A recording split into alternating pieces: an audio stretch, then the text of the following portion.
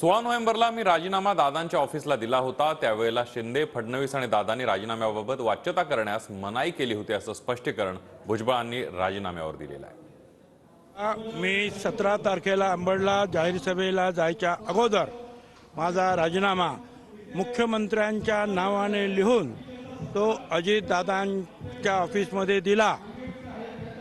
मला अंबडला जात असताना निरोप आला की कृपया वाच्यता करू नका।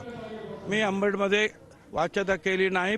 आल्यानंतर मुख्यमंत्री आणि दोन्ही उपमुख्यमंत्री हे यांनी मला बोलावून घेतलं आणि मग अजितदादांनी सांगितलं की तुमचा राजीनामा जो आहे हा मी यांना दाखवत दिलेला आहे, मुख्यमंत्र्यांकडे दिलेला आहे। मी तब्बल 2.5 महिने जे आहे वाच्यता केली नाही।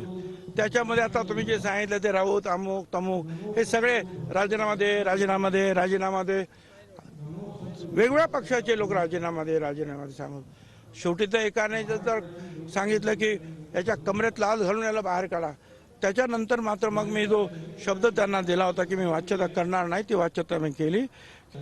ज्या वेळेला मी राजीनामा दिलाय तो जिवंत आहे, तो त्यांच्याकडे आहे।